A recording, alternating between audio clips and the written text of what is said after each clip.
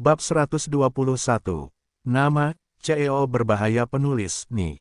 Darcy, plus matikan mengatur ulang. Shen Yin di panggung tinggi tersenyum dan mengangguk, iya. Ada seruan penuh makna dari kerumunan. Reporter lain bertanya, mingguan Yi baru-baru ini memotret Nona Shen berjalan sendirian di area pakaian anak-anak. Ada juga rumor bahwa Nona Shen suka membaca majalah bayi di sela-sela syuting. Saya tidak tahu apakah Nona Shen dan Tuan Qin menikah pada hari itu, dasar anak-anak mereka. Xia Tong yang sedang hamil dengan erat menggenggam pagar di depannya. Aku pernah mendengar seseorang membicarakannya di kamar mandi sebelumnya, tapi bagaimanapun, itu hanya rumor. Dan sekarang akankah dia mengakuinya? Apakah dia benar-benar mengandung anak Qin banyak? Setelah merenung sejenak, dia mulai memainkan Tai Chi. Maaf, tidak nyaman bagi saya untuk mengungkapkan masalah ini. Jika Anda benar-benar tertarik, Anda bisa bertanya kepada tunangan saya. Oh, para wartawan itu sedikit kecewa. Hati Xia Tong diam-diam mengendur, mengulurkan tangannya untuk menarik kaki di sisi kekasihnya. Siapa tahu untuk menggenggamnya untuk waktu yang lama, tidak menangkap sepasang daging itu dengan tangan kecilnya. Dalam kepanikan, mata melihat ke bawah. Kakinya kosong. Sayang, hilang. Di lantai pertama aula, tubuh bundar itu melengkung ke arah kerumunan. Xia dengan patuh membenamkan kepalanya, dengan berani maju ke platform tinggi. Bibi tua jelek tadi berani memarahi ibuku. Lihat saya, aku akan membunuhmu. Untungnya, tubuhnya sangat kecil, dan terlalu banyak reporter yang hadir. Semua orang ingin mengambil sudut yang bagus untuk mengambil foto, tetapi mereka tidak menyadari bahwa ada benda bulat yang tergulung ke dalam tirai merah di bawah meja panjang. Xia Guoguo memanfaatkan kain merah untuk memanjat meja panjang. Ketika dia sampai di tengah meja, dia akhirnya berhenti. Melihat sepasang sepatu hak tinggi yang familiar di depannya, Xia Guoguo tertawa. Oh ya, aku menemukanmu, penyihir tua bersepatu kristal. Dia merogoh sakunya dan mengulurkan pistol air kok buatan tangan, bersinar merah haus darah dalam kegelapan yang tajam. Erat di telapak tanganku, moncong pistolnya menghadap paha Shen Yin yang dibalut gaun telanjang. Dalam kegelapan, Xia Guoguo menekan tombolnya dengan keras. Kok yang manis dan berminyak menyemprotkan moncong pistol ke gaun dan paha Shen Yin. Shen Yin menjerit dan tiba-tiba berdiri. Agen di sebelahnya berdiri, menekan bahunya dan bertanya dengan suara rendah, ada apa? Siapa yang membuat masalah di bawahku? Shen Yin tiba-tiba membuka kain merah itu, tetapi tidak ada seorang pun di bawah meja. Agen itu mengedipkan mata padanya dengan cemas, duduk dulu, duduk dulu. Shen Yin melihat separuh tubuhnya yang berisi kola dalam keadaan berantakan. Dia ingin marah, tapi dia harus menahannya. Jantungnya hancur dan dia ingin berteriak, dia mengangkat kepalanya, memaksakan senyum pada penonton, dan siap untuk duduk. Tapi dengan kepulan, seluruh orang itu duduk di tanah. Sebuah tawa liar datang dari belakang, hahaha. Xia Guoguo mendorong kursi, menginjak lutut Tang Qin dan naik ke atas meja. Berdiri diam, garpu pinggang, rentangkan jari ke tanah sambil melantunkan mantra, raungan penuh semangat, penyihir tua, aku musim panas sayang mewakili bulan untuk menghancurkanmu. Kamu mati untukku. Xia Tong di lantai 2, melihat aula kacau di bawah, tidak bisa menahan mata kanannya dan tidak bisa tidak mengkhawatirkan dahinya. Di luar kamar kecil, ada banyak kebisingan saat ini. Ada begitu banyak staf yang mengawasi sehingga seluruh lantai hampir tertutup. Dan di dalam ruangan, suhunya benar-benar kebalikan dari hawa dingin. Shen Yin telah mengganti bajunya dan duduk di kursi dengan kaki terlipat. Dia menatap Xia Tong dan Sayang yang berdiri di depannya dengan dingin. Matanya begitu tajam hingga hampir menembusnya. Xia Tong, apakah kamu tidak punya penjelasan? Dia bertanya, maaf, Nona Shen, saya telah mendengar permintaan maaf yang tidak masuk akal ini dari Anda lebih dari 10 kali. Sekarang saya minta maaf, saya tidak ingin mendengar lagi. Shen Yin menyela. Xia Tong memeluknya dan tidak berbicara. Melihat ibunya diintimidasi, Xia berteriak dengan marah, apa yang ingin kamu lakukan pada ibuku, dasar penyihir tua yang kejam. Jika kita memiliki kemampuan, ayo kita keluar dan bertarung sendirian. Baiklah, Xia Guoguo memegang kepala kecil Xia Tong, badan tidak bisa bergerak, mulai melengkung meronta. Memberontak, perlawanan. Ibu sangat diktator, penyihir tua yang jahat. Shen Yin tidak marah tetapi berkata sambil tersenyum, Xia Tong, begitukah caramu biasanya mendidik putrimu? Sepertinya aku benar-benar meremehkanmu. Kamu bisa berpura-pura menghormatiku di depanku, tapi memfitnahku dengan seperti itu, kata-kata vulgar di belakang. Siatong, kamu sangat munafik. Tidak dapat mendengarkan tuduhan palsu ini lagi, Siatong tidak dapat menahan diri untuk membantah, saya tidak memilikinya. Oh, apakah maksud Anda putri Anda membuat semua kata-kata ini sendiri? Petik 2. Siatong berhenti sejenak dan berkata, Nona Sen, saya minta maaf atas apa yang terjadi hari ini. Saya masih sedikit cuek. Aku akan memberinya pelajaran ketika aku kembali. Aku benar-benar minta maaf atas masalah ini. Jika kamu masih marah, aku bersedia menerima hukuman dalam bentuk apapun. Petik 2. Hukuman apapun. Sen Yin tertawa, baiklah, aku ingin kamu Siatong meninggalkan Nes sekarang, segera dan menghilang di hadapanku. Siatong tertegun, dan terdengar banyak suara memompa di luar pintu. Melihat situasi yang kaku, Ana segera masuk dan berkata, Joey, jangan terlalu emosional. Mari kita tenang dulu. Konferensi pers tidak bisa dibatalkan sepenuhnya, saya baru saja berdiskusi dengan Saudari Tang. Saya berencana mengadakan jamuan makan malam untuk semua media dan mengadakan pertemuan sementara. Ngomong-ngomong, saya akan menjelaskan apa yang terjadi di pagi hari. Petik 2. Bukan berarti mereka bersedia menerima hukuman apapun. Sen Yin menyela Ana dan mencibir pada Siatong, mengapa kamu bodoh sekarang? Jangan bicara lagi. Siatong membuka mulutnya dan hendak membuka mulutnya ketika sebuah suara tiba-tiba keluar dengan lembut, Nona Sen, jangan lupa bahwa saudara perempuan Siatong datang ke Nes untuk mencalonkan diri sebagai kepala desainer. Bulan ini, dia hanya ditunjuk sementara di sisimu, dan dia tidak ingin menendang begitu saja. Sebulan kemudian, akan ada kontes antara dia dan aku. Sebelumnya, kecuali Presiden Gu, tidak ada seorang pun yang berhak melepaskannya. Siatong terkejut. Dia tidak pernah berpikir bahwa pada saat sensitif ini, Suruo, pesaingnya, yang berdiri untuk berbicara mewakilinya. Sen Yin jelas tidak menyangka bahwa gadis ini, yang akan tersipu dan malu bahkan ketika berbicara, akan secara terbuka melawan dirinya sendiri saat ini. Senyumannya dingin, gadis kecil, apakah kamu sengaja menjagaku? Wajah Suruo memucat, namun suaranya tetap tegas, saya tidak bermaksud begitu, Nona Sen. Saya hanya membicarakan masalah ini. Tuanku pergi ke C-City untuk urusan bisnis hari ini, jadi dia tidak punya waktunya kembali untuk menanganinya. Jika dia kembali ke perusahaan besok dan menemukan bahwa saudari Siatong telah diusir, Nona Sen, apakah menurut Anda telah mengambil tanggung jawab? Petik 2. Anda, Sen Yin mengambil langkah maju.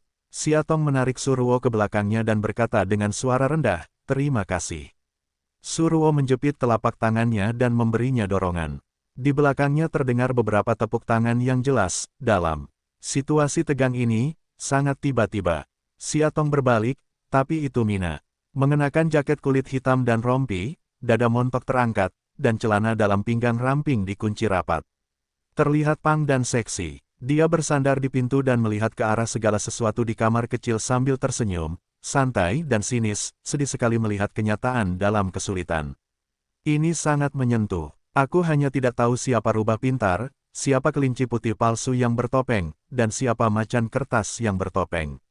Aku tidak bisa menebaknya. Siatong memandangi senyumannya yang mengejek dan meremehkan, hanya berpikir kata-kata ini sepertinya memiliki arti yang dalam, ketika dia siap untuk memikirkannya. Sesosok tubuh yang tinggi tiba-tiba melewati kerumunan dan melangkah ke ruang tunggu. Begitu Sen Yin melihat pendatang itu, matanya memerah dan dia memeluknya, Muci.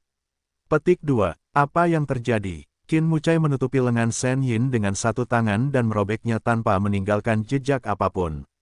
Hari ini, begitu dia keluar dari ruang konferensi, Niseng memberitahunya bahwa ada yang tidak beres dengan konferensi pers di pihak Nes, dan dia datang dengan tergesa-gesa. Sen Yin memegang lengannya yang satu sisi dan terisak-isak di mulut komisaris. Namun, kekasih Siatong tiba-tiba mulai menangis. Ingus, air mata bercucuran, seperti dianiaya oleh surga. Siatong menundukkan kepalanya dan wajahnya menjadi hitam. Musim panas sayang, diamlah. Siapa sangka ancaman itu bukan saja tidak memainkan peran apapun, sebaliknya, dia menangis lebih keras lagi. Dengan patuh melawan kehidupan kecil dari pelukan Siatong, secarik kecil berlari ke arah Qin Mucai. Tangannya melingkari kakinya, dan tatapan tajam ke celananya yang berharga mengusap air mata, warna jagung, patut diintimidasi ya. Dia menunjuk tas besar yang memar di dahinya dan sambil menangis menuduh, Anda lihat, itu menyakitkan dan jelek. Semua wajah cantik telah ditendang. Qin Muci mendengar pidato tersebut dan menyingkirkan nyanyian di sampingnya. Tubuh jongkok, telapak tangan di wajah kecilnya, mengerutkan kening, ini yang harus dilakukan. Xia Guoguo memainkan peran yang buruk di depan Qin Mucai, dia mengangkat alisnya ke arah Shen Yin di belakangnya. Ekspresinya begitu kaya sehingga Xia Tong hampir tertawa saat itu juga. Warna jagung. Dia mengerutkan wajah kecilnya dan ingin menangis ketika dia dianiaya. Dia mengulurkan jari gemuknya dan menunjuknya dengan marah, dan berkata, itu penyihir tua. Hanya saja dia menendangku dengan keras sehingga membuatku terlihat sangat jelek. Qin Muci berbalik dan menatap Shen Yin. Ini sedikit keren. Shen Yin menjelaskan, Muci, jangan dengarkan omong kosongnya. Saya tidak mengerti sama sekali. Wow, musim panas sayang sekali lagi bumi gemetar menangis, berhasil memotong kata-kata selanjutnya. Warna jagung, kamu tidak tahu betapa buruknya penyihir tua ini. Dia mendapat tawaran dan terus menjual dirinya sendiri, menurutku sepatu penyihir tua itu sangat indah. Berpikir bahwa ibu tidak memiliki sepasang sepatu hak tinggi, mau tak mau aku merasakannya. Sebagai akibatnya, dia ditendang oleh penyihir tua. Dia mencibir mulut kecilnya dan menutupi telapak tangan besar Qin Muci di dahinya. Ketika mendengar sepatu hak tinggi, mata Qin Mucai tidak bisa menahan diri untuk tidak terangkat dan menatap samar ke arah Xia Tong. Ada perasaan eksplorasi yang kuat di dalam dirinya yang membuatnya merasa malu. Dia tidak bisa menahan diri untuk tidak mengecilkan kakinya ke belakang, mencoba untuk memblokir sepasang sepatu lembut tendon sapi beralas datar yang sudah ketinggalan zaman di kakinya. Sayangnya, itu sia-sia. Qin banyak, aku berdiri. Shen Yin di belakangnya ingin menjelaskan, tetapi dia melambaikan tangannya untuk menghentikannya. Pagi ini, Niseng telah memberitahu saya secara singkat, saya mungkin tahu. Muci, Shen Yin tidak berdamai, jangan dengarkan omong kosong gadis kecil itu. Saya benar-benar tidak menendangnya, dia jatuh sendiri. Sudut mulut Xia Tong merokok, benar-benar tidak tahu siapa yang membuka mata untuk mengatakan kebohongan. Qin tidak memperhatikannya, tiba-tiba selangkah demi selangkah menuju Xia Tong. Xia Tong mengejutkan Zeng, hampir tanpa sadar mundur. Sadar akan penolakannya, Qin Mucai berhenti, saya punya sesuatu untuk dicari, Nona Xia Tong. Bolehkah saya mengambil langkah untuk berbicara? Katakan saja di sini, Tuan Qin dan saya sepertinya tidak punya privasi untuk mengatakannya. Qin Muci tersenyum, apakah kamu yakin? Ini seperti pertanyaan retoris biasa, tapi juga mengandung ancaman. Xia Tong akhirnya membuat kompromi yang bersalah, oke, tapi hanya 20 menit. Saya harus bekerja, oke. Xia Tong berbalik dan memberikannya pada Suruo. Kemudian dia sampai di ruang rekaman yang kosong. Qin Mucai langsung menuju jendela Prancis dan melepaskan ikatan kancing lengan bajunya ke kaca transparan. Xia Tong berdiri tidak jauh di belakangnya, jika kamu punya kata-kata, katakan saja. Dia berbalik, meletakkan tangannya di ambang jendela dan berkata dengan malas, Joey hamil. Xia Tong tidak menyangka dia akan mengatakan ini. Dia menggigil dingin. Dia melangkah mundur dan bersandar ke dinding di belakangnya, selamat, Qin banyak. Dia menatapnya dengan tenang, seolah mencoba mencari tahu beberapa riak dari wajahnya yang selalu acuh tak acuh, tapi dia tidak mendapatkan apa-apa. Saya tidak bisa tidak merasakannya di hati saya. Itulah yang ingin kamu katakan padaku. Xia Tong bertanya dengan tidak sabar. Qin Mucai mengeluarkan cek dari sakunya, berjalan mendekat dan meletakkannya di telapak tangannya, ini 2 juta. Apa maksudmu? Suara Xia Tong tiba-tiba tenggelam, dan rasa terhina muncul secara spontan. Joey membutuhkan seseorang untuk merawatnya setelah dia hamil, dan dia bilang kalian berdua sudah menikmati satu sama lain selama lebih dari setengah bulan. Daripada mencari orang asing untuk mengajari semuanya dari awal, lebih baik kalian sendiri, pengasuhnya, jadi aku bisa tenang. Selamat bersenang-senang. Xia Tong memikirkan ekspresi tegas ketika dia berada di ruang tunggu, dan dia sangat senang dengan kata-kata Qin Muci. Dia mengembalikan cek itu kepadanya, tidak mungkin. Qin Muci tertegun, seolah dia tidak menyangka dia akan menolak. Perlahan masukkan tangannya ke dalam sakunya, beri aku alasannya. Sayang masih TK, aku harus rutin menjemputnya setiap hari, memasak untuknya dan membujuknya untuk tidur. Apa menurutmu aku akan punya waktu untuk merawat wanita hamil? Petik 2. Ini bukan masalah. Dia menyela dia, jika itu karena kepatuhan, kamu tidak perlu khawatir. Aku akan mengirim pelayan dari keluarga Qin untuk menjaga mereka. Qin banyak, kamu konyol. Xiatong memegangi lengannya dan berkata, apakah kamu satu-satunya anak di dunia yang paling berharga, dan anak-anak lainnya bukan manusia? Aku gila meninggalkan sayangku dan lari untuk merawat anak-anak orang lain. Dia mengatupkan bibirnya dan bertanya, berapa yang kamu inginkan? Uang sebanyak apapun tidak mungkin. Xiatong menghancurkan cek di wajahnya, maaf, saya sangat sibuk, tolong lepaskan saya. Dia menyipitkan matanya, mencubit pergelangan tangannya dan menariknya ke dekatnya. Xiatong, mengapa kamu berpura-pura di depanku? Bukankah kamu bekerja begitu keras demi uang? Sekarang aku berbaik hati mengirimkan uang kepadamu, tapi kamu berusaha keras untuk bisa bersamaku. 5 tahun lalu, kamu tidak melakukannya dengan mudah. Sekarang bagaimana kamu bisa mengubah gaya lagi? Atau, apakah kamu sudah mengubah target dan berencana menangkap Gu Haoran untuk waktu yang lama? Xiatong tertawa, lagi pula, ternyata Tuan Qin enggan menyerahkan 10 juta yang saya curang 5 tahun lalu. Maaf, saya tidak mau mengambil uang dari keluarga Qin. Aku tidak ingin mengotori tanganku. Dia mencoba menarik pergelangan tangannya, tetapi tidak bisa, jadi dia meraba-raba tas itu dengan tangannya yang lain. Di saku paling dalam, dia mengeluarkan cek yang hampir menguning dan melemparkannya ke wajahnya lagi. Qin banyak, kamu melayaniku dengan baik 5 tahun yang lalu, tetapi jika aku tidak membayar tagihannya, akan sangat merepotkan bagimu untuk menggangguku di masa depan. 10 juta ini dari Xiatong. Kami tidak akan berhutang satu sama lain di masa depan. Cek itu jatuh ke tanah. Tangan yang memenjarakan akhirnya mengendur. Xiatong berbalik dan keluar. Pria itu menatap cek di tanah, sebuah kata tiba-tiba muncul tanpa peringatan, bagaimana bisa dua orang tidak saling berhutang. Xiatong He memanggilnya, kamu sepertinya merindukanku. Satu hal lagi. Petik 2. Apa? Xiatong berhenti dan melihat ke belakang dengan terkejut. Qin Muci merentangkan tangannya tanpa ekspresi dan mengulurkannya di depannya, bunga 5 tahun harus dihitung bersama-sama. Qin banyak, kamu tidak bercanda, kan? Xiatong mengerutkan alisnya. Apakah menurutmu aku bercanda? Dia mengangkat bahunya, Xiatong, aku seorang pengusaha. Seorang pengusaha tidak akan menyia-nyiakan waktunya dengan membuat lelucon yang tidak berarti seperti itu. Dia mendatanginya dan berkata, tidakkah kamu ingin mencari tahu denganku? Lalu kita akan melakukannya satu persatu. Rata-rata tingkat bunga 5 tahun bank biasa adalah 5,5, dan tingkat bunga 5 tahun untuk deposito 10 juta saja adalah 2,75 juta, dan data ini hanyalah perkiraan konservatif, belum termasuk manfaat nilai tambah dari investasi dan pembiayaan. Dia mengulurkan tangannya, sekarang saya meminta Nona Xia mengembalikan 2,75 juta itu.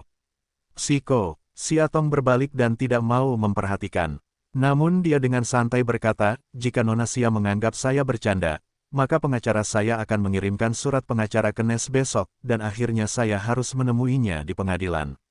Qin banyak aku. Xiatong gemetar karena marah. Dia tidak mengerti mengapa dia menekannya selangkah demi selangkah setiap saat. Dia berdiri di depannya dan melihat ke bawah, jika Anda setuju, saya bersedia memberi Nona Xia waktu 3 hari untuk mengumpulkan lebih dari 2 juta. Dia membuka kakinya untuk pergi. Namun Xiatong berbisik di sampingnya, mengapa kamu selalu memaksaku seperti ini? Kamu tahu aku tidak punya uang sebanyak itu. Pria itu berhenti, jantungnya sedikit menegang, tapi dia tidak membiarkan setengah sen pun di wajahnya. Jika Nona Xia tidak ada masalah, saya akan pergi dulu. Jika ada, hubungi saja pengacara saya secara langsung. Saya sangat sibuk. Langkah, injak. Xiatong berdiri di tempat yang sama, mendengarkan langkah kaki semakin jauh, tiba-tiba berbalik dan berlari di depannya, menghalangi jalannya. Kamu baru saja bilang, biarkan aku menjadi pengasuh penuh waktu Nona Sen. Xiatong menggigit bibirnya dan bertanya, kapan ini dimulai? Qin Muci merenung, bulan depan. Apakah kamu benar-benar akan mengirim seseorang untuk menjagaku? Xiatong ragu-ragu. Dengan baik. Akhirnya, dia mengangguk, oke, saya berjanji. Di malam hari, Xiatong dengan patuh dibujuk untuk tidur, lalu datang ke ruang tamu, membentangkan kertas menuju meja makan, memakai bingkai hitam bagus, dan terus mengejar lukisan itu. Kurang dari seminggu sebelum pemilu terakhir, tapi kini dia masih merugi. Menghadapi lukisan yang kosong, Xia Tong sedikit kesal. Berdiri, hendak membuat secangkir kopi, ponsel di atas meja tiba-tiba kaget, ada nomor aneh. Xia Tong ragu-ragu dan menekan tombol jawab. Sebelum dia dapat berbicara, sebuah suara bertele-tele datang dari telepon. Hai Xia Tong cantik, coba tebak siapa saya. Xia Tong memutar matanya, Tuan Gu Haoran, apakah Anda tahu Anda bosan? Dia tidak marah, masih bertanya sambil tersenyum, tebak di mana saya sekarang. Jika kamu ingin terus memainkan permainan ini, aku rasa, aku akan menutup telepon. Baiklah, tunggu. Dia berkata dengan menyedihkan, karena kamu tidak ingin menebak Nona Xia, bagaimana denganmu? Saya kira Anda pasti mengenakan piyama katun selutut berwarna krem, duduk di meja dengan kesakitan, menatap selembar kertas, kan? Xia Tong berdiri dengan waspada, kamu di mana? Tebak apa? Dia memiliki wajah yang lucu. Xia Tong membuka pintu balkon dan melihat keluar. Namun, di bawah lampu jalan berwarna kuning muda, bayangan hitam terlihat miring di trotoar batu biru. Dan pemilik bayangan itu mengandalkan pohon kapur barus, terlalu jauh untuk melihat dengan jelas. Namun dari sosoknya yang tinggi dan mulus, ia membaca kemewahan. Dia melambai padanya, sedikit mengangkat sudut bibirnya dan tersenyum tanpa hambatan, Hai Nona Xia Tong. 10 menit kemudian, Xia Tong membawa pulang Gu Haoran dengan wajah hitam. Begitu dia masuk ke dalam rumah, dia meletakkan kopernya. Dia membungkuk di sofa dan berkata, saya sudah berada di pesawat selama beberapa jam, tapi saya sangat lelah. Xia Tong melihat jam di kepalanya, tak bisa berkata-kata, di tengah malam, apa yang kamu lakukan di sini? Lagi pula, jika aku ingat dengan benar, bukankah kamu akan berangkat besok, Tuan Gu? Sedikit sedih, saya tidak datang ke sini khusus untuk Nona Xia Tong, apakah Anda kembali? Xia Tong mengedipkan mata, untukku. Tidak, dia berkata, saat saya melihat berita tentang Nes di kota C sore ini, saya mendengar bahwa Nona Xia telah dianiaya, jadi saya kembali. Dia menatapnya, Xia Tong, apakah kamu tergerak untuk menangis?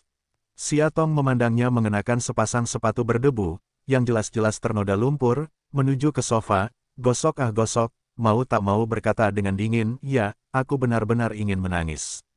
Lalu dia berkata dengan jijik, kamu ganti sepatuku. Saya baru saja menyeret lantai. Tidak, Gu Haoran memegang bantal dan berkata, aku sangat lapar. Sayang Tong, buatkan aku sesuatu untuk dimakan. Xia Tong tidak suka dingin, Gu Haoran, bisakah kamu menjadi lebih menjijikkan? Dia datang sambil tersenyum dan berkata, sayang. Tong Singaner, apakah kamu ingin menjadi orang tua? Tung, berhenti. Xia Tong putus asa dan memotongnya. Dia berbalik dan mengikat celemeknya, kamu ingin makan apa? Terserah. Xia Tonggang siap mengangguk, dia menambahkan perlahan, terlalu berminyak jangan dimakan, terlalu berminyak jangan dimakan, jalan terlalu berat jangan dimakan, rasanya terlalu ringan seperti tidak dimakan, tidak segar jangan makan, gendut juga jangan makan. Xia Tong menoleh ke belakang dan menunjukkan gigi putihnya. Gu Haoran ketakutan, dan kalimat itu tiba-tiba muncul di benaknya, gigi bagus, nafsu makan bagus, selera enak. Setelah beberapa saat, Xia Tong mengeluarkan semangkuk mie daun bawang harum dari dapur dan menaruhnya di atas meja teh di depan sofa. Xia Tong melepas celemeknya dan berkata, semua yang ada di rumah sudah dimakan. Aku baru saja membaliknya. Aku hanya menemukan beberapa mie. Aku akan menyelesaikannya. Gu Haoran bergerak setelah mencium aromanya, menggosok tangannya dan memuji, lumayan. Kemudian dia menyesapnya, dan merasakan bahwa kuah mie itu begitu lezat bahkan perutnya pun terasa hangat. Saat itu, pintu kamar tiba-tiba terbuka. Xia, Gua keluar dengan mengantuk. Melihat Xia Tong, dia hampir menangis, Bu, saya lapar. Tiba-tiba, matanya menoleh dan melihat wajah di tangan Gu Haoran. Dia segera berlari melewatinya. Dengan lidah terjulur, dia mengeluarkan air liur dan berkata, saya ingin makan jagung.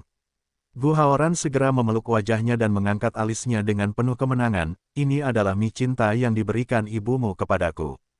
Penuh dengan jagung, cintaku bukan milikmu. Xia Guoguai marah, jagung, kamu curang.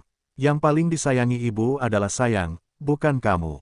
Oh, karena kamu bilang ibumu sangat mencintaimu, kenapa dia tidak memasakkan kamu suka mie? Petik 2. Ibu Xia Guoguai mengalihkan pandangannya ke Xia Tong dan berkata dengan sedih, kamu sangat mencintaiku, bukan? Xia Tong dengan kusut membelai keningnya, dan mau tidak mau menepuk bahu Gu Haoran, bagilah dia menjadi dua. Jawaban besar dan kecil, lalu wajah terbuka kiri dan kanan, dengungan dingin yang sangat menghina. Xia Tong, ini, Bu, aku ingin mie cinta. Xia Guoguai memegang roknya dan menggoyangkannya. Xia Tong tidak punya pilihan selain memasak mangkuk dan memasukkannya ke dalam mangkuk khusus Miki. Siapa tahu salah satu ujung meja, Gu Haoran muncul, hanya mangkuk kecil.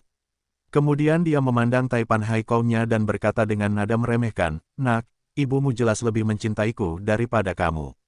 Xia Guoguai sangat bersemangat hingga dia mengetuk meja dengan sendok kecil, Bu, saya ingin yang besar. Itu terlalu sedikit. Xia Tong mengerutkan kening, jangan membuat masalah. Aku tidak tahu selera makanmu. Senang rasanya menghabiskan mangkuk ini. Saya tidak peduli. Xia Guoguai berperan sebagai Lai, saya ingin lebih banyak cinta daripada jagung aneh. Xia Tong tidak melihatnya, duduk di meja makan, terus melihat rancangan lukisan, setelah makan lagi. Xia Guoguai mengangkat wajah kecilnya yang tertekan. Gu Haoran memasukkan sesuap besar mie ke dalam perutnya, menyipitkan matanya dan tampak menikmati dirinya sendiri. Ah, mie cintamu enak. Semakin banyak kamu makan, semakin banyak seorang ibu yang mencintaiku. Tong berdentang. Ujung pensil di tangannya pendek. Dia berbalik dan memberikan senyuman dingin. Xia Guoguai melihat ini, di mana dia mau diyakinkan. Hua-hua menggulung lengan piyama merah jambunya ke lengan Roududu, mengambil sumpit dan melahapnya. Sambil makan, dia tersenyum samar, aku makan lebih banyak, ibu lebih menyayangiku. Saya lebih dari itu. Gu Haoran menggigitnya lagi. Xia dengan patuh menelan 2 suap, Ibu adalah milikku. 5 menit kemudian, 2 mangkuk mie, 1 besar dan 1 kecil, tersapu oleh kecepatan angin. Kedua orang itu berbalik pada saat yang sama dan menuju ke arah Xia Tong melolong, Ibu, Tong sayang, makan mie. Xia Tong terdiam, kali ini tepat di bawah panci utuh, kamu tidak cukup menambahkan sendiri, jangan bertengkar denganku. Oke, 2 orang saling memandang dengan iri, dan mulai membungkuk, terkubur dalam makanan pahit.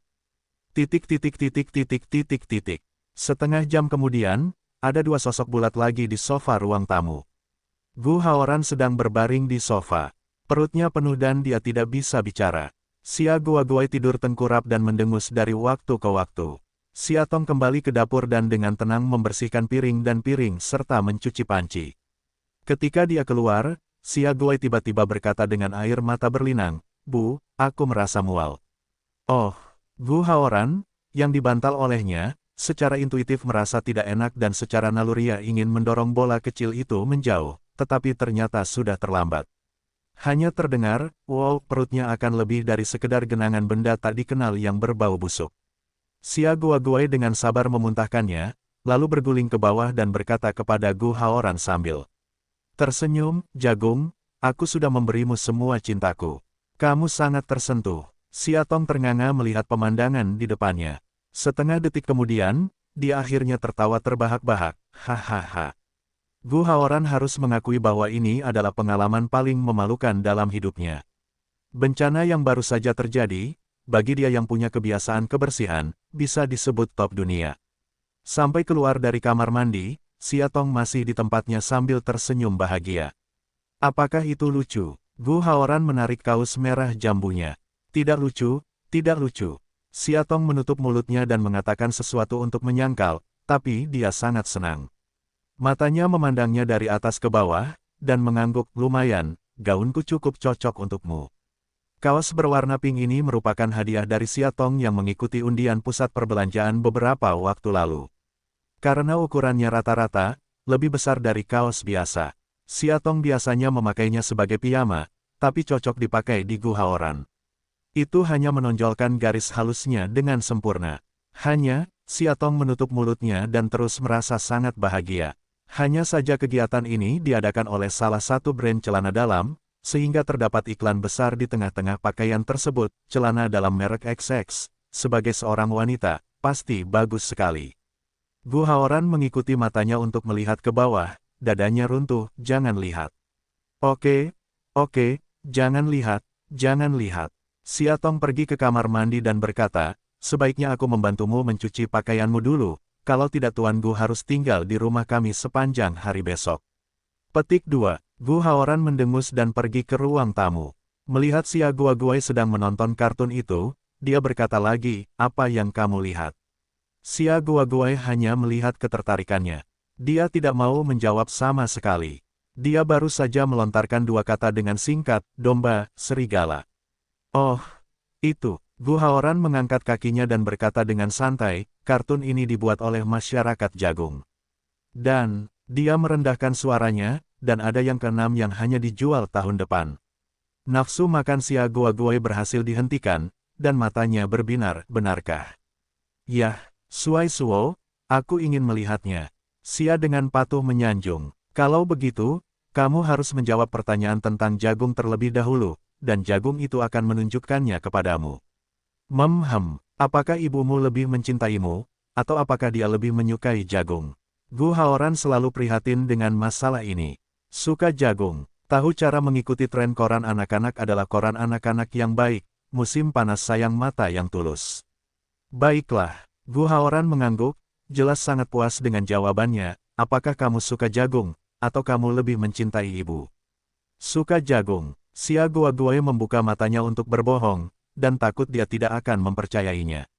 Dia meletakkan tangannya di pahanya, mengerucutkan pantat kecilnya, dan mencium wajahnya, Guoguai paling suka jagung.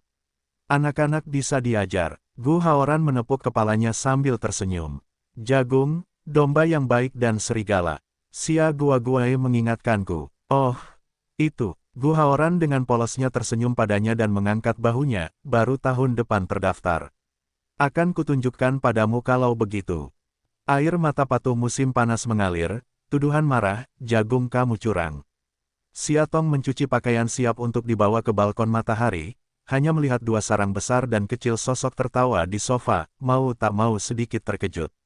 Di gerbang Nes, Shen Yin, yang baru saja mengadakan konferensi pers, naik bas dengan lelah. Qinmu mengenakan sabuk pengamannya tanpa ekspresi dan hendak mengemudi tiba. Tiba dia berkata, mengapa kamu tidak membantuku hari ini? Qin Muzi tidak berbicara, dan menyalakan mesin. Apakah putrinya sehebat itu? Saya tidak yakin. Dia menoleh padanya dan berkata, saya mengandung anak Anda. Itu Qin. Bukankah itu lebih baik dari gadis liar yang tidak diketahui asal-usulnya? Petik 2. Joey, aku lelah. Qin banyak. Aku mengusap alisnya dengan letih, ayo tenang, oke. Tahukah kamu sejak lama bahwa anak ini hanyalah kecelakaan? Kecelakaan, bergumam dan tertawa, sedikit sedih, jika pamanmu tidak memaksamu, bukankah kamu ingin anak ini? Qin Muci mengatupkan bibirnya dan tidak berbicara. Keheningannya memperdalam keengganannya, Muci kenapa? Di mana saya tidak bisa membandingkannya dengan dia? Qin Muci memotongnya, Joey, jangan pikirkan itu. Saya laki-laki, aku tidak bisa memaksamu membunuh seorang anak. Saya hanya perlu waktu untuk belajar bagaimana menjadi seorang ayah. Lalu kenapa kamu membuatku malu di depan semua orang seperti itu hari ini? Memikirkan hari ini, dia lebih suka mendengarkan kata-kata seorang anak kecil daripada dia, tapi dia merasa hatinya terluka. Bukankah aku sudah mengakui berita pernikahan kita pada konferensi pers nanti? Aku tidak mengerti mengapa kamu begitu cerewet tentang hal ini. Dia hanya seorang anak kecil. Shen Yin terdiam, dan dia tidak mengerti. Di masa lalu, selama dia bisa mendapatkan sudut aman di sampingnya, dia akan merasa sangat puas dan bahagia. Tapi sekarang, sepertinya tidak peduli seberapa besar cinta dan kehangatannya, dia tidak merasa cukup. Tidak cukup, manusia sebenarnya adalah makhluk yang rakus. Keluar dari mobil dulu. Qin berkata tiba-tiba, aku ingin menenangkan diri dulu. Shen Yin tiba-tiba merasa takut, Muci, aku. Dia menyelanya dengan lambaian tangannya, setelah merilis album, tenun hati, kamu bisa pulang untuk membesarkan bayimu. Aku akan menyelesaikan masalah lainnya Hari ini, saya sudah berbicara dengan Xia Tong tentang pengasuh penuh waktu, dan dia setuju. Qin Mucai memegang kemudi dan melihat malam gelap di luar jendela. Tiba-tiba, dia tidak tahu harus kemana. Mata dingin itu menoleh sedikit dan tertuju pada cek di depan jok mobil. Itu adalah 2 juta yuan yang dia berikan ke wajahnya pada sore hari.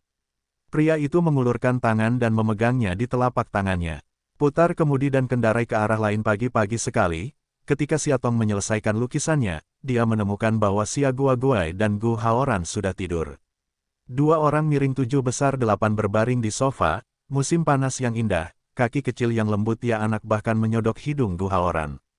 Siatong menghela nafas dan maju untuk menutupi selimut untuk mereka. Gu Haoran bangun, meraih tangannya untuk menutupi selimut, mengangkat kepalanya dan menciumnya dengan cepat. Aduh, jangan bergerak. Dalam tidurnya, Xia Guoguai bergerak dengan tidak puas dan menendang wajah Gu Haoran. Aduh, dia memeluk hidungnya kesakitan, jelas terluka. Siatong dengan bangga mengangkat alisnya. Benar saja, putrinya adalah paling intim. 1 jam kemudian, keduanya akhirnya bangun. Setelah sarapan, Siatong memutuskan untuk pergi. Tanpa diduga, dia menunjuk ke pakaiannya yang jelas-jelas tidak kering dan berkata dengan berbagai keluhan, "Kamu tidak ingin aku pergi keluar dengan setelan ini, bukan?" "Tidak, menurutku itu cocok." Gu Haoran menggesek sudut mulutnya dan berkata, "Tidak, kamu harus membeli gaun denganku." Petik 2. Aku sibuk. Siatong menolak dengan sangat sederhana. Melihat yang besar tidak bisa melakukannya itu, Gu Haoran memutuskan untuk memikat si kecil. Dia berjongkok dan menepuk kepala Xia, "Apakah kamu ingin pergi ke taman hiburan dengan jagung?" Xia Guoguai segera menunjukkan wajah mengeluarkan air liur dan mengangguk dengan sibuk, "Aku ingin memikirkannya." Petik 2. Gu Haoran menyentuh kepala kecilnya, sambil secara provokatif mengangkat alis ke arah Siatong. Siatong kusut, dan Gu Haoran masih mengenakan hadiah pakaian dalam berwarna merah muda dari tas itu ketika dia berjalan keluar pintu. Satu tangan memperbaiki si kecil sayang duduk di bahu, tangan yang lain memegang tangan Siatong dengan sangat alami. Siatong selalu merasa suasananya sedikit aneh. Dia ingin menjauh darinya beberapa kali. Tanpa diduga, dia menggunakan banyak kekuatan. Dia tidak bisa lepas sama sekali, jadi dia membiarkannya menuntunnya. Xia Guai duduk di bahunya, menjambak rambut Gu Haoran dari waktu ke waktu, dan wajahnya bersemangat. Dia tidak marah. Dia meraih gatalnya dan membuatnya terkikik. Tidak peduli dari sudut manapun, tidak ada yang akan meragukan bahwa ini adalah keluarga yang lengkap dan hangat. Siatong melihat ke samping untuk tersenyum membuat 2 orang, tiba-tiba ada yang mengguncang Tuhan. Hingga ia melihat sebuah mobil sport berwarna biru terparkir tak jauh dari situ, dan sosok kurus berdiri di samping mobil sport tersebut, senyuman di mulutnya akhirnya menghilang. Kemeja hitam sederhana, celana panjang menggambarkan tubuhnya yang tinggi dan lurus. Secara acak angkat tangan untuk mengangkat mata, sepertinya itu berisi sikap raja dalam memandang segala sesuatu di dunia.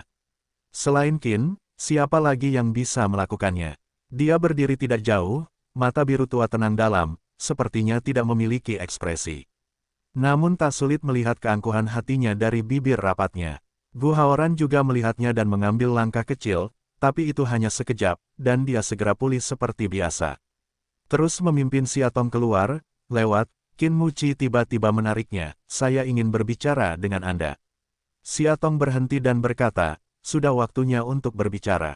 Tuan Qin dan saya membicarakannya kemarin. Saya tidak tahu apa lagi yang harus kita bicarakan." Qin banyak mengabaikannya dan berkata kepada Gu Haoran, "Tuan Gu, bisakah Anda menghindarinya? Aku mendengarkan Tong Baoer. Dia menyuruhku pergi sebelum aku pergi." Gu Haoran mengucapkan kata-kata ini, wajahnya tidak merah, jantungnya tidak berdetak, dan dia terlihat sangat serius, tetapi Siatong terjerat hingga menjadi gila. Qin Mucileng sebentar, Tong Baoer. Lalu menyipitkan mata, akankah Gu Haoran melihat ke atas dan ke bawah lagi? Tidak bisa membantu Mikrosen. Dia muncul di rumahnya pagi-pagi sekali dan berpakaian santai. Aku khawatir tadi malam. Di antara kedua pria itu, Siatong sedikit malu. Khususnya, Gu Haoran dari waktu ke waktu mengucapkan beberapa kata mengejutkan, selalu membiarkan rasa malunya ingin membentur tembok. Setelah memikirkannya, dia berkata, "Gu Haoran, kamu harus pergi bersamaku dan menungguku di gerbang komunitas. Aku akan segera datang." "Baiklah sayang." Dia langsung menyetujuinya sehingga dia mencium pipinya. Menunggu dia pergi, Siatong berbalik dengan kaku, tapi kebetulan bertemu dengan mata penuh perhatian Qin Mu. Dia menenangkan diri, lalu berkata, jika kamu punya sesuatu, selesaikan saja semuanya sekaligus. Menurutku kita berdua tidak ingin sering bertemu di masa depan.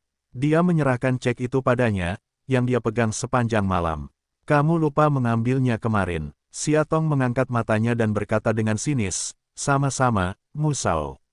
Alasan mengapa saya menjadi pengasuh pribadi Nona Sen adalah untuk membayar bunganya. Saya tidak memenuhi syarat untuk mendapatkan hadiah ini. Selain itu, ini hanya bayi pengasuh. Ini benar-benar tidak sebanding dengan 2 juta dolar itu. Qin Muci mengerutkan alisnya dan meletakkan uang itu ke tangannya. Jika kamu ingin mengambilnya, kamu dapat mengambilnya. Ada banyak omong kosong. Siatong melangkah mundur dan cek itu melayang ke tanah. Saya benar-benar tidak berani mengambilnya. Saya khawatir suatu hari suasana hati Musao akan buruk. Ketika saya memikirkan uang itu, saya akan membayar bunga atau semacamnya. Saya, Siatong, hanyalah orang biasa yang miskin. Saya benar-benar mengagumi Anda dari waktu ke waktu. Melihat dia diam, Siatong melanjutkan, jika tidak ada yang lain, saya akan pergi dulu. Petik 2. Apakah kamu bersamanya sekarang? Dia bertanya tiba-tiba. Siatong Leng selama setengah detik, baru mengerti bahwa yang dia maksud adalah Gu Haoran. Belum, tapi mungkin aku tidak yakin dengan masa depannya. Mengingat malam ketika Gu Haoran dan dia rukun tadi malam, Siatong mulai tersenyum. Qin Muzi membawa perubahan pada wajahnya ke matanya, dan warna biru tua di bagian bawah matanya menjadi lebih intens. Saya tidak mengerti mengapa Anda selalu tidak mau menerima bantuan saya karena Anda dapat menggunakan uangnya tanpa ragu-ragu. Siatong gemetar karena marah, tapi nadanya masih tenang. Musao, kamu terlalu khawatir, dia dan aku tidak pernah sekotor yang kamu kira. Menurutmu seberapa bersih dia? Qinmu terkekeh, suaranya tiba-tiba merendah, jangan terlalu dekat dengannya. Gu Haoran, ini tidak sesederhana yang kamu kira. Siatong tertawa, apakah Tuan Gu baik atau tidak? Aku akan melihatnya dengan mataku dan merasakannya dengan hatiku. Seharusnya tidak ada hubungannya denganmu apakah kita dekat atau tidak. Dia menariknya, nadanya tenggelam selama beberapa menit, apakah kamu tahu dia? Dia tiba-tiba berhenti dan sepertinya menyembunyikan sesuatu, singkatnya, Gu Haoran bukan orang baik. Siatong dengan kesal mendorongnya menjauh, waktunya telah tiba, sayang seharusnya sudah menunggu dengan mendesak, aku harus pergi, jangan biarkan masalahmu terjadi. Hari itu, Xia Guoguai dan Gu Haoran bersenang-senang di taman hiburan. Siatong menderita sedikit akrofobia, jadi sebagian besar waktunya dia menunggu mereka di luar fasilitas sambil minum. Melihat dua wajah yang berbeda ukuran, namun dengan senyuman bahagia yang sama. Siatong selalu merasa kesurupan karena mereka adalah dua anak. Meskipun Gu Haoran terlihat dewasa dan mantap di luar, dia seperti anak kecil yang lugu di dalam. Suka bikin jajanan, suka nonton film kartun, suka taman hiburan, tapi juga selalu suka melakukan hal-hal yang kekanak-kanakan dan bodoh, suka main-main, selalu bikin ketawa, tapi harus punya kesan yang baik. Tapi, Siatong mengerutkan kening lagi, mengingat apa yang telah dilakukan Yisue terhadap pengacara Su di sebuah pabrik terbengkalai di pinggiran kota setelah dia membawanya ke pabrik. Dia akan merasa menggigil lagi. Jangan terlalu dekat dengannya, Gu Haoran, ini tidak sesederhana yang kamu pikirkan. Kata-kata Qin Muhai tiba-tiba muncul di benaknya, Siatong mengguncang Tuhan. Untuk sesaat naif seperti anak kecil, untuk sementara dan berdarah seperti setan. Yang mana yang asli? Apa yang kamu pikirkan? Wajah tampan menghampirinya. Gu Haoran memandangnya dengan senyum cerah. Siatong melihatnya berkeringat, dan menyerahkan sehelai sapu tangan, lap, kamu kepanasan. Gu Haoran membalikkan separuh wajahnya, dan mulutnya dipenuhi senyuman buruk, kamu bersihkan untukku. Bu, aku ingin kamu menyeka wajahku juga. Si kecil kesayangan di samping kaki melihat harga jagungnya murah, jadi dia tidak langsung senang. Dia melompat dan mencengkeram pakaian Siatong, Bu, sayangku seksi sekali, kamu bersihkan keringatku. Gu Haoran membeli es krim dan memasukkannya ke dalam mulutnya. Kemudian dia memegang bahunya dan duduk. Berkata, duduklah dengan baik, makanlah yang enak jika kamu punya sesuatu, jangan ganggu perasaanku dan ibumu. Xia Guoguai punya es krim, langsung lupa menyeka keringat, sibuk memegang, menjulurkan lidah untuk menjilat, sepasang kenikmatan yang luar biasa. Siatong meliriknya dengan curiga, kamu merasakan temperamennya yang kurang ajar dan serakah dengan sangat baik. Dulu, Gu Haoran berkedip padanya, aku akan mengejar ibunya. Bagaimana aku bisa melakukannya tanpa bekerja keras? Dia menyatukan wajahnya lagi, Tong Tong sayang, aku benar-benar kepanasan. Bersihkan sendiri. Dia menyipitkan matanya dan menatapnya. Ada perasaan lesu di mata hitamnya. Mengangkat matanya untuk menunjuk ke bahunya yang sedang makan es krim sayang kecil, dengan polosnya berkata, aku ini bukan untuk menyenangkan yang kecil, tapi juga membujuk yang besar, sibuk. Sia Tong terkekeh dan melihat dia memegangi pinggang Sia Guoguai, dia terlalu sibuk. Mengetahui bahwa dia disengaja, Sia Tong juga harus memaksakan wajah dinginnya dan berkata, tunduklah sedikit. Bagus. Dia segera mendekat, bibirnya hampir menyentuh pipinya, wajah Sia Tong memerah, tidak terlalu dekat. Bagaimana kamu bisa menghapusnya jika kamu tidak mendekat? Dia tertawa polos. Sia Tong tidak bisa berkata-kata dan hanya bisa mengulurkan tangannya untuk menyekanya. Saat ini, dia sangat dekat dengannya, dan indera Sia Tong meningkat tanpa batas. Sehingga aku bisa merasakan rambutnya menyapu keningnya, dan hembusan nafas hangatnya di lehernya, sebagian kulitnya juga sensitif terhadap munculnya jerawat kecil. Waktu seakan terbentang tanpa batas, setiap detik berjalan sangat lambat. Sampai akhirnya dia selesai, dia melangkah mundur dan tersipu. Gu Haoran melihat perubahan wajahnya dengan penuh minat. Dia terkekeh dan tidak berbicara. Untuk menghindari rasa malu, dia mengganti topik dan berkata, ngomong-ngomong, aku sudah mengkhawatirkan rancangan desain sebelumnya. Baru saja aku akhirnya mendapat inspirasi. Oh, ada apa? Gu Haoran meletakkan Sia Guai di bahunya. Saya memutuskan untuk melukis desain ini dengan tema nostalgia. Namanya, setiap wanita memiliki gadis kecil di hatinya. Gu Haoran mengangguk. Mari kita dengarkan. Sia Tong berkata, saya pikir wanita yang menjadi ibu atau masih lajang di tahun 1970-an dan 1980-an sangat bernostalgia. Mengingat animasi, mainan, bahkan komik atau pernak-pernik yang mereka lihat semasa kecil akan menggugah emosi yang tak terhitung jumlahnya di hati mereka. Kali ini saya bermaksud menambahkan beberapa elemen populer 10 atau 20 tahun terakhir ke dalam desain fashion, sehingga konsumen dapat melakukan perjalanan waktu. Terlebih lagi, bahkan anak-anak setelah tahun 1990-an dan bahkan setelah tahun 1990-an selalu sangat penasaran dengan animasi kartun masa lalu, yang dapat menarik perhatian sebagian besar kelompok. Dan, dia menambahkan, NES akan meluncurkan kartunnya awal tahun depan. Jika rancangan desain saya berhasil, itu juga bisa menjadi momentum yang baik untuk kartun ini. Menurutku itu bagus. Gu Haoran mengangguk kagum, sangat imajinatif. Sia Tong berkata sambil tersenyum, sebenarnya, ini juga inspirasi dari Anda. Saya harus berterima kasih. Jika saya belum pernah melihat kantor Anda penuh dengan bola ceri dan robot kucing sebelumnya, di mana saya akan memikirkan hal itu. Saya tidak menyangka bahwa Anda, orang besar, akan begitu gigih dalam hal-hal ini. Gu Haoran terdiam selama 2 detik dan tidak berbicara. Lalu dia mengangkat alisnya dan berkata, bukankah aku pahlawan yang hebat? Dia mencubit wajahnya dan berkata sambil tersenyum, jika kamu berhasil kali ini, tolong traktir aku makanan enak. Tidak masalah. Celana ketat berleher terbuka menunjukkan tekad dan kemampuan wanita profesional, dan rok sempit sepanjang lutut menguraikan lekuk dari lutut hingga pergelangan kaki. Tulang kering dengan stoking kaca transparan memantulkan lapisan lingkaran cahaya terang, dan sepatu kulit lembut dengan urat sapi menginjak kaki giok.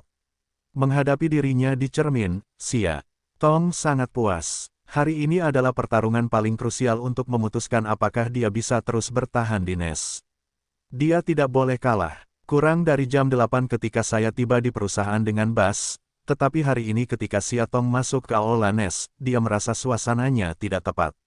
Hampir semua rekan kerja yang mendatanginya mengelak, bahkan berbisik-bisik di belakang punggungnya. Saat Anda masuk ke kantor, perasaan itu semakin kuat. Begitu masuk, rekan-rekannya yang sedang ngobrol melingkar langsung bertebaran seperti burung dan binatang, berpura-pura sibuk dengan urusan masing-masing, bahkan enggan menyapa dengan sopan. Sia Tong duduk, tetapi melihat Surwo di meja samping memandangnya dari waktu ke waktu, sepasang keinginan untuk berbicara dan berhenti. Setelah beberapa saat, dia datang dan berbisik, "Saudari Sia Tong, keluarlah bersamaku." Sia Tong merasa bingung. Setelah mendengar apa yang dia katakan, dia pergi bersamanya. Suruo memimpin Siatong sampai ke papan buletin elektronik di tangga lantai 2 perusahaan, menunjuk ke konten di atas dan berkata, "Saudari Siatong, lihat sendiri." Siatong penasaran ingin berkumpul, tapi hampir muntah darah. Di bagian atas papan buletin, sederet judul merah tebal mulai terlihat, identitas wanita misterius di udara telah terungkap, aslinya dari perutnya. Selanjutnya saya menulis ribuan kata sesuai judulnya.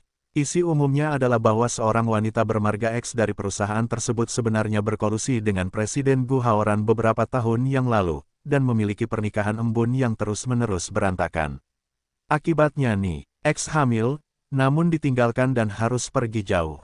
Beberapa tahun kemudian, Ibu X akan kembali bersama anak-anaknya, dan memanfaatkan anak-anaknya untuk sukses. Dia akan menjadi kepala desainer baru NES. Dan di samping teks ini, hanya ada beberapa gambar. Ada foto Gu Haoran mencium Siatong di seberang mobil setelah pesta terakhir, ada foto dua pria dan wanita kesepian yang menginap di kantor presiden pada tengah malam, bahkan ada foto keluar dari apartemen Siatong bergandengan tangan di pagi hari. Yang paling kuat adalah yang terakhir, di taman hiburan, Gu Haoran bersandar di telinga Siatong dengan Xia Guogue yang sedang makan es krim di punggungnya. Dan Siatong juga memiliki bantalan di jari kakinya, di dekatnya, sudutnya terlihat jelas, seperti sedang berciuman. Sinar matahari, taman hiburan, cinta ayah dan putri yang hangat, ciuman manis. Tak perlu dikatakan lagi, di akhir teks, penulis bahkan membuat analisis yang sangat detail mengenai fitur wajah Xia Guogue dan Gu Haoran. Ternyata keduanya sangat mirip baik secara penampilan maupun jiwa. Kemungkinan besar mereka adalah putri Gu Haoran yang hilang. Sungguh menakjubkan hingga Siatong terdiam. Siatong melihatnya, tangan di sisi tubuhnya tanpa sadar mengepal. Suruo datang dan khawatir, "Saudari Siatong, beberapa orang sangat membosankan, kamu tidak peduli. Aku yakin kamu tidak seperti itu. Pasti ada seseorang yang memfitnahmu di belakangmu." Siatong berdiri di sana untuk beberapa saat, menarik napas dalam-dalam, dan mencoba menenangkan amarahnya. Kemudian dia berbalik dan menepuk pundaknya dengan lega, "Jangan khawatir, aku baik-baik saja. Aku selalu meremehkan metode pelecehan semacam ini dalam hati." Mendengar kata-kata itu, Su mengangkat alisnya dan berkata dengan nyaman, "Kakak Tong musim panas, kamu baik-baik saja. Pergi kerja dulu." Siatong berkata, "Saat ini, jika kita semakin bingung dan marah, kita akan mengejar beberapa orang yang memiliki motif tersembunyi. Lebih baik kita melakukan urusan kita sendiri dengan tenang. Jangan lupa ada kontes lain jam 10. Ayo, Sister Siatong, ayo juga." Pada jam 10 pagi, ruang konferensi NES sudah penuh. Di depan meja persegi panjang duduk Gu Haoran, diikuti oleh produser utama, agen dan bintang baru dan lama perusahaan. Siatong, memegang tas informasi berisi rancangan desain, berhenti sebentar di luar pintu, lalu mendorong pintu hingga terbuka. Sekilas, saya melihat Gu Haoran duduk di seberang, mengenakan setelan rapi, duduk dengan anggun. Sambil memegang pena di tangannya, dia menjepitnya di antara jari-jarinya dan membuat lingkaran. Ketika Siatong masuk, pena itu kembali ke tangannya sepenuhnya. Matanya tersebar dan tersapu. Saat dia menyentuh wajah Siatong, matanya tiba-tiba tertuju padanya seperti cahaya bulan di malam musim panas. Hati Siatong panik, ini baru saja tenang, dia duduk di samping Su. Melihat semua orang ada di sini, Ana berdiri dan mulai memimpin seluruh pertemuan. Setelah memberikan komentar sopan, dia bertanya pada Siatong dan Suruo, siapa yang akan datang lebih dulu. Suruo tersenyum, "Saudari Siatong, ayo duluan." Ana memandang Siatong dan bertanya padanya. Siatong mengangguk dan menyerahkan tas informasi padanya. Ana mengambil tas informasi, mengeluarkan lukisan tebal dari dalam, melihatnya, tetapi semakin dia melihatnya, semakin salah wajahnya. Dia memutar alisnya dan tampak bingung. Apa masalahnya? Sadar ada sesuatu yang salah, Shen Yin datang dan melihatnya. Setelah beberapa saat, dia meletakkan lukisan itu dan bertanya dengan tegas, "Nona Xia, apakah Anda sengaja melakukannya?" Siatong bertanya dengan bingung, "Ada apa?" Namun ketika dia melihat tumpukan lukisan yang dia bawa sepanjang malam berubah menjadi lembaran kertas putih kosong, dia terkejut dan tidak bisa berkata-kata. Tidak lagi, semua lukisan itu hilang secara ajaib. Bagaimana mungkin? Dia kehilangan suaranya. Shen Yin memeluk lengannya dan berkata, saya hanya ingin bertanya pada Nona Xia, bagaimana Anda bisa melakukan ini? Semua orang yang hadir mulai berbisik ketika melihat pemandangan itu. Terjadi keributan di ruang konferensi. Baru setelah Gu Haoran bersenandung dingin, semua orang kembali tenang. Dia mengingatkannya, Nona Xia, mungkin Anda keluar terburu-buru di pagi hari dan salah mengambil kertas itu sebagai draftnya. Apakah Anda memiliki salinan lain di tangan Anda sekarang? Salinan lainnya, Xia Tong alingguang, dan terburu-buru mencari tasnya, untuk beberapa saat mengeluarkan disu, diserahkan ke masa lalu. Ada arsip semua lukisanku di dalamnya. Dengan baik, Ana mengambil disu dan memasukkannya ke laptop di meja. Akhirnya, dia menggelengkan kepalanya karena kecewa, Nona Xia, tidak ada apa-apa. Bagaimana bisa? Xia Tong jatuh ke kursi, bingung. Semuanya hilang. Apakah ada kesalahan? Menyia-nyiakan pagi hari dengan melihat tumpukan kertas putih. Seorang model muda yang baru merasa tidak puas dan berkata, saya mendorong pemberitahuan yang sangat penting sebelum saya sempat datang. Ana mengulurkan tangannya dan menekannya.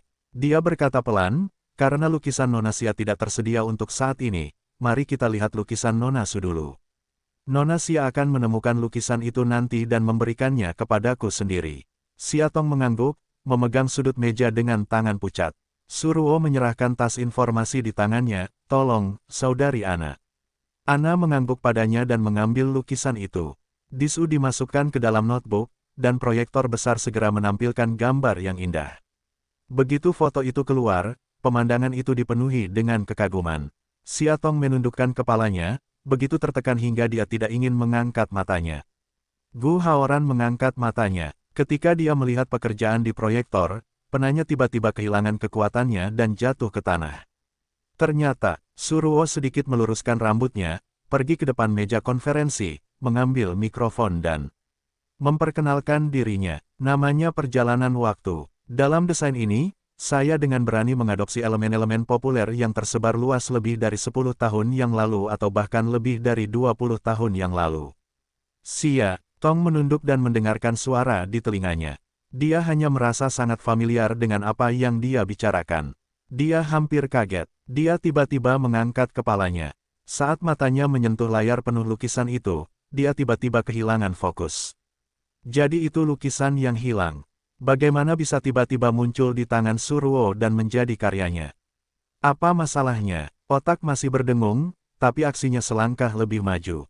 Xia Tong tiba-tiba bangkit dan menatap gadis yang sedang berpidato sambil tersenyum di depannya.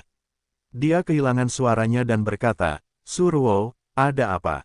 Lukisan-lukisan ini jelas milikku. Kata-kata ini membuat seluruh ruangan terkejut. Senyum lembut Suruo membeku dan berhenti bicara. Mata memandangnya, samar-samar melintasi jejak Xia Tong tidak dapat memahami ketidakpedulian dan penghinaan. Saudari Xia Tong, dia tersenyum. Saya tidak mengerti apa yang kamu bicarakan. Apa yang telah terjadi? Ana menyalakan lampu di ruang konferensi dan melihat kedua orang yang saling berhadapan di meja panjang. Apakah kamu tidak mengerti? Xia Tong mengepalkan tangannya dan mengatupkan giginya. Suruo, apakah kamu berani bersumpah di depan semua orang bahwa lukisan ini benar-benar lukisanmu? Beberapa kata terakhir, dia hampir melakukan semua yang dia bisa untuk mengeluarkannya. Saudari Xia Tong, aku benar-benar tidak mengerti apa yang kamu bicarakan. Ketidakpedulian di matanya menghilang, dan dia menjadi panik. Bukankah kamu membaca lukisan-lukisan ini kemarin? Dia juga memujiku atas lukisanku yang bagus. Sekarang bagaimana? Matanya merah, dan dia sepertinya salah menangis. Pelipis Xia Tong tiba-tiba melonjak lurus. Jika bukan karena dia dengan paksa mencubit sudut meja, dia benar-benar tidak dapat menjamin apakah dia akan pingsan. Ana sepertinya mengerti. Dia menemui Xia Tong dan bertanya, Nona Xia, Anda terus mengatakan bahwa Anda melukis lukisan itu di tangan Nona Su. Bukti apa yang Anda miliki? Xia Tong menatap Suruo di depannya. Untuk waktu yang lama, dia hanya bisa menggelengkan kepalanya tanpa daya, tidak. Ada tawa menghina di bagian bawah. Kalau lukisannya sendiri hilang, dia memfitnah orang lain karena mencurinya. Apakah ada kesalahan? Ada suara yang meremehkan. Sambil tertawa terbahak-bahak, Suruo menghampirinya lagi, dengan mata besar di wajah melon kecilnya, yang tanpa disadari membuat orang merasa kasihan. Dia meraih tangannya dan berkata, Saudari Xia Tong, maafkan aku. Jika kamu benar-benar membutuhkan pekerjaan ini kali ini, aku bersedia berhenti. Siatong menatap gadis lembut dan anggun di depannya, dan tiba-tiba menyadari bahwa dia sepertinya tidak pernah memahaminya. Dia tidak mengerti mengapa dia memiliki hati yang begitu kotor dengan penampilan yang begitu halus, lembut dan anggun. Dia mendorong tangannya menjauh, tapi hatinya mencibir. Bunyi, deng, tak jauh dari situ terdengar suara kursi ditarik. Di ruang tunggu, sesosok tubuh tinggi berdiri. Aksinya begitu koheren dan alami, dan auranya begitu kuat sehingga semua orang tanpa sadar menghentikan aksinya dan memandangnya, termasuk Siatong saat ini. Itu Gu Haoran. Dia mengencangkan kancing jasnya, berdiri dan berjalan menuju Siatong. Saat ini, bibir tipis tanpa ekspresi dengan senyuman nakal memberikan semacam momentum tidak marah dan percaya diri, yang cukup ganteng hingga membuat semua wanita jatuh cinta. Berdiri diam, mata dingin pria itu perlahan menyapu ketiga orang yang hadir, dan akhirnya berhenti di wajah Siatong, baru saja hendak berbicara. Saya minta maaf. Siatong dengan cepat memotongnya dan membungkuk kepada semua orang, maaf, ini semua salahku. Aku sangat ingin menang sehingga aku hanya memfitnah Nona Su karena mencuri lukisanku. Aku benar-benar minta maaf. Oh, ada segudang makna. Siatong menunduk, matanya sedikit merah, agak basah. Dia terpaksa kembali. Dia tidak bisa membuatnya bicara, dia tidak bisa. Jika Gu Haoran benar-benar menjelaskan kepadanya saat ini, kami mungkin tidak berani mengatakan apapun di hadapannya karena ancaman terhadap identitasnya, tetapi gosip di baliknya hanya akan semakin bergejolak. Dia tidak hanya akan dituduh menjual tubuhnya untuk mencari posisi desainer, tetapi dia juga akan mendiskreditkan citra tinggi Gu Haoran di mata seluruh karyawan NES.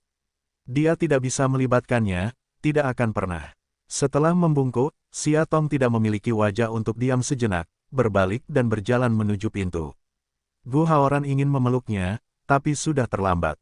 Saat Siatong memegang kenop pintu ruang konferensi, beberapa tamparan jelas terdengar dari ruangan yang sunyi. Papa, sesosok tubuh yang tinggi berdiri, saya dapat membuktikan bahwa lukisan-lukisan ini benar-benar milik Nona Xia. Dan Nona Su hanyalah seorang pencuri yang memalukan. Siatong tertegun, berbalik dan melihat Mina, yang bangga wanita berdiri di tengah kerumunan saat ini. Itu dia, Ana bertanya, Mina, bukti apa yang kamu miliki untuk membuktikan bahwa lukisan-lukisan ini milik Nona Xia? Mina menarik gelombang besar ke belakang telinganya dan berkata perlahan, tidak ada bukti yang lebih nyata dan dapat diandalkan daripada mataku.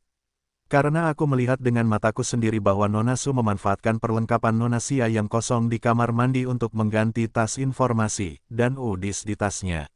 Bau ucapan, di bawah jok lagi rusuh. Wow, itu benar. Benar saja, Suruolah yang mencurinya.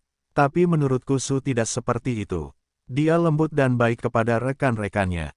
Bagaimana dia bisa melakukan hal seperti itu? Bukankah Mina curang? Ana juga terpana, adegan itu sempat menemui jalan buntu, bahkan dia tidak tahu bagaimana menghadapinya. Kakak Mina, Suruo, yang tiba-tiba terdiam, menangis, mengapa kamu memfitnahku seperti ini? Kakak Mina, aku tahu bahwa aku selalu canggung dan tidak bisa memuaskanmu. Tidak apa-apa kalau kamu membentak dan memarahiku, tapi kenapa kamu memfitnahku seperti ini? Aku belum melakukannya, lukisan-lukisan itu adalah aku. Saat dia berbicara, dia menangis, dan akhirnya dia menangis. Abintang yang selalu bersahabat dengan Suruo mau tidak mau berdiri dan berkata, Mina, apakah kamu sudah selesai? Suruo, seorang gadis dengan temperamen yang baik, dimarahi atau ditegur olehmu setiap hari, kenapa kamu suka memercikkan air kotor padanya sekarang? Apa kesalahannya, untuk membuatmu memfitnahnya seperti ini secara bergantian? Petik 2, ya. Bintang-bintang lain yang telah ditikam di Mina sebelumnya juga mulai jatuh ke dalam perangkap. Singkatnya, kami percaya bahwa Suro tidak bersalah. Petik 2, ya, jika Sue punya hal seperti itu, temperamennya bagus, bagaimana dia bisa melakukan itu? Baiklah, hentikan semuanya. Gu Haoran tiba-tiba berkata, ini rapat. Apakah menurut Anda ini menjual sayuran di pasar sayur? Kita semua adalah artis dari perusahaan yang sama. Bahkan jika ada ketidakpuasan, bisakah Anda menunjukkan kepintaran di permukaan? Ketika kata-kata itu keluar, semua orang tidak berani berbicara lagi dan diam dengan patuh. Mina mendengus dan duduk kembali.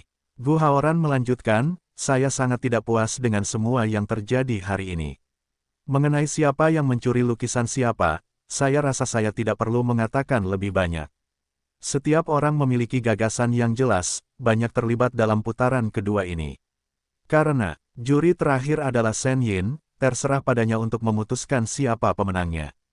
Berjalan ke pintu, Xia Tong berbalik. Bukan hanya dia, tetapi hampir semua orang sekarang mengarahkan pandangan mereka pada nyanyian di samping proyektor. Saat ini, hampir semua dari kita mengarahkan pandangan kita pada nyanyian di samping proyektor. Mata indah Shen Yin menatap Suruo, yang masih memiliki mata merah, dengan sedikit jijik. Setengah detik kemudian, pesan itu dipindahkan ke Xia Tong, yang selalu berdiri tegar di dekat pintu. Sedikit ragu-ragu, saat itu, otaknya tiba-tiba muncul seperti air pasang. Malam itu, dia berulang kali berkata di telinganya, Xia Tong, kamu milikku. Xia Tong, kamu milikku. Pria yang sangat dia cintai, sambil menuntut kelembutannya, berulang kali menyebut nama wanita itu, Xia Tong, Xia Tong, Xia Tong. Kasih sayang seperti itu, aku ingin membuatnya gila. Shen Yin memegang lukisan itu dan berjalan perlahan ke arah Suruo. Dia memegang tangannya dan tersenyum lembut, Nona Su, selamat, Anda menang. Di akhir pertemuan, Mina keluar dari ruang pertemuan dan baru saja hendak naik lift ketika dia dihentikan oleh sebuah suara, Nona Mina, mohon tetap di sini. Xia Tong menghampiri dengan tasnya, saya ingin tahu apakah saya bisa mengundang Nona Mina untuk minum kopi. Mata panjang menawan wanita itu sedikit menyipit, sepertinya aku tidak mengenal Nona Xia selain itu, dia tertawa malas, aku baru saja mengucapkan kata-kata itu untukmu di ruang pertemuan. Sekarang jika aku pergi berdua denganmu, saya khawatir itu tidak cocok. Aku tahu Nona Mina tidak mempedulikan hal itu, kan? Mina berhenti tertawa, beri aku alasan untuk menerima undanganmu. Xia Tong mendekatinya, dan bibirnya menutupi telinganya, Xia Wanlin, sudah lama tidak bertemu. Wajahnya berkedip-kedip dalam aroma cappuccino. Emei halus dan anggun, bulu matanya yang panjang menawan, matanya yang dalam dan menawan, serta kulitnya yang seputih salju dan jernih tampak seperti sutra terbaik. Wanita seperti itu, bagi pria manapun, bisa dikatakan makhluk yang mempesona. Xia Tong menunduk dan menyesap kopinya, kamu telah banyak berubah dalam beberapa tahun terakhir. Oh, benarkah? Mina tersenyum dan tidak berkata apa-apa. Bagaimana kabar keluarga Xia? Xia Tong bertanya, saya tidak punya waktu untuk kembali dan melihat-lihat dalam sebulan terakhir. Dan tidak ada berita tentang keluarga Xia di sekitar. Ini, dia juga merasa sangat aneh. Pada saat itu, perusahaan bergaya Xia di sebuah kota juga dapat dianggap sebagai hegemoni industri hiburan dan rekreasi. Sekalipun jumlahnya menurun dalam beberapa tahun terakhir, tidak ada berita di surat kabar. Apakah kamu masih peduli dengan keadaan keluarga Xia? 5 tahun lalu, ayah melakukan itu padamu. Kamu seharusnya membencinya. Mina bersandar ke kursinya dan tertawa, tapi dia tidak terlalu dalam. Dia sedikit mengejek, tetapi ada beberapa hal yang dilakukan orang-orang dan langit menyaksikannya. Ada pembalasannya. Ketidakadilan tidak bisa lepas, keluarga Xia akhirnya tidak bisa melarikan diri. Xia Tong samar-samar memahami maksudnya, ragu-ragu, keluarga Xia, apakah terjadi sesuatu? Mina mengangguk, sudah lebih dari 2 tahun yang lalu. Xia Tong memegang erat cangkir kopinya, apa yang terjadi? Mina tertawa, apa yang terjadi? Bukankah kin banyak yang kuceritakan padamu sepanjang waktu? Xia Tong terdiam, Mina menghela nafas, pada saat itu, aku benar-benar tidak menyangka dia akan begitu kejam dan kejam. Berpura-pura bekerja dengan ayah di proyek resor, Teluk Asada, dan kemudian meminta ayah untuk memasukkan hampir semua uangnya ke dalam proyek tersebut. Namun sebelum proyek tersebut selesai, pemerintah mengirimkan dokumen yang menyatakan bahwa permukaan Teluk Asada mengandung sumber daya mineral yang berharga dan kaya, yang menjadikan seluruh Teluk Asada sebagai kawasan lindung utama. Uang yang diinvestasikan oleh ayah akan hilang. Xia Tong membuka mulutnya, bagaimana bisa seperti ini? Saat itu, keluarga Xia seperti tikus jalanan, dan tidak ada yang mau memperhatikannya, agar tidak membuat keributan. Beberapa teman yang dulunya memiliki hubungan baik dengan ayah tiba-tiba tampak menguap. Tidak ada bank yang mau untuk meminjamkannya kepadanya. Saya kira tidak. Xia Tong mengerutkan kening, bagaimanapun, unta yang mati kelaparan lebih besar dari kuda. Bahkan jika sesuatu benar-benar terjadi pada keluarga Xia pada saat itu, selama Xia Huairen punya uang untuk menampungnya untuk sementara waktu, dia masih bisa bertahan hidup. Bagaimana bisa Bang tidak mau menghubunginya? Mina tertawa, bukankah itu yang dimaksud Qin? Sekarang setelah dia melakukannya, dia akan membunuh keluarga Xia. Dia berkata, baru kemudian saya melakukannya. Ayah tahu bahwa dokumen larangan pemerintah telah dirancang sejak setahun yang lalu, tetapi belum dikeluarkan. Alasannya adalah bahwa Qin Muzi diam-diam menghasut. Dia tahu bahwa Teluk Asada akan dilarang sebagai kawasan lindung, tetapi dia memimpin ayah menghabiskan banyak uang untuk investasi. Akhirnya, investasi tersebut gagal, dan dia diam-diam mengatakan kepada bank-bank besar untuk tidak membantu ayah. Semua orang takut dengan latar belakang dan pengaruh Kaisar Sheng yang kuat, jadi mereka tidak berani melawan Qin Mucai, dan akhirnya keluarga Xia terpaksa berada dalam situasi putus asa, dan mereka tidak punya pilihan selain menyatakan bangkrut.